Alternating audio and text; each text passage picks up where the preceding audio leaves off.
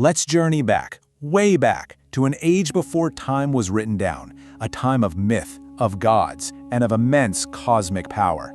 This is the story of how one of the world's greatest epics was born, not just from a vision, but from a divine challenge between a mortal sage and an immortal god. So, let me ask you this. What do you do when an entire universe of story is born inside your mind? We're talking heroes and gods, epic wars, destinies all tangled up, a whole cosmos of thought. Now imagine you have no pen, no paper, no way to write it down. How do you anchor that ocean of a story before it just vanishes? You see, in a state of deep meditation, the great sage Vyasa saw it all. And it wasn't just a story. It was a universe of meaning he called the Mahabharata. A tale so boundless, it held all the struggles and wisdom of humanity, just swirling like galaxies right there in his mind. Now in this era, the spoken word was absolutely everything. The oral tradition, it wasn't just telling stories around a fire. No, it was the living library of an entire culture. A sacred chain of memory, passed from master to student, linking the past to the future. But even the greatest human memory has its breaking point. And that right there was Vyasa's dilemma. The Mahabharata was just too big, too complex, too everything to be held by one mind alone. He had this story for all of eternity, but he was trapped by the limits of his own time. The greatest story ever conceived was in danger of just dissolving into silence. So what do you do when you're faced with a completely impossible task? Well, if you're a great sage like Vyasa, you do the only thing you can. You turn away from the world, you go deep inward, and you meditate on the highest power there is. You ask for help from the Creator himself. And you know what? The Creator answered. Just imagine it. The forest around Vyasa seems to just fade away, replaced by this cosmic void. And right there, before him, is Brahma, sitting on a glowing lotus, just radiating magnificence. The very air is humming with celestial energy. Brahma, the source of all creation, hears the sage's problem and offers one single perfect solution. His advice was so direct, so profound. He says, "Invoke Ganapati. Only he has the mind and the power to write down a story as eternal as yours." And then, poof, as quickly as he appeared, the Creator dissolves back into the cosmos, leaving Vyasa with his mission.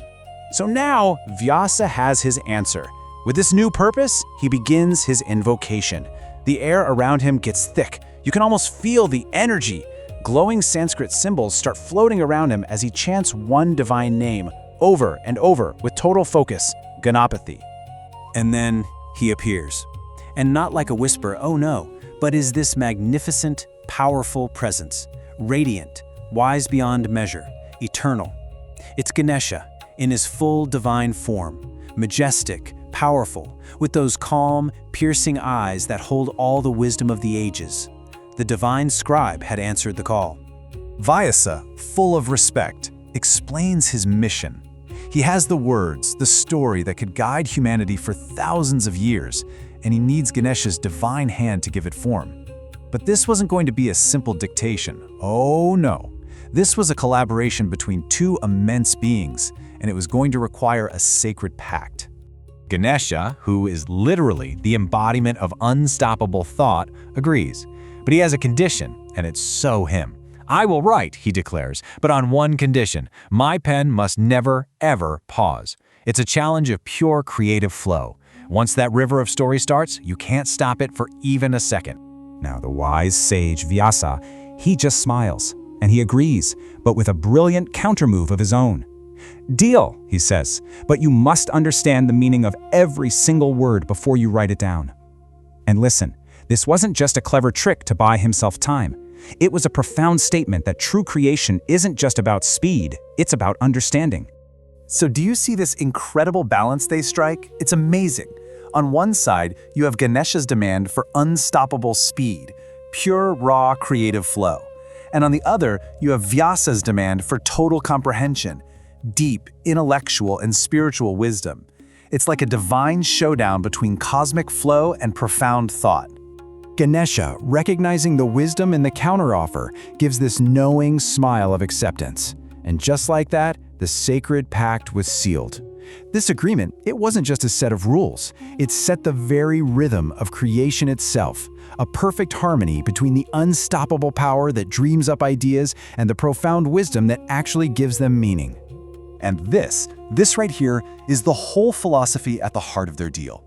Ganesha's condition, that's the raw, untamed force of inspiration, right? That divine thought that just comes rushing in. But Vyasa's condition, that's the absolute necessity of wisdom, of reflection, of really getting it. Because creation without comprehension, well, that's just noise. So in the end, the Mahabharata wasn't just built on a flash of inspiration.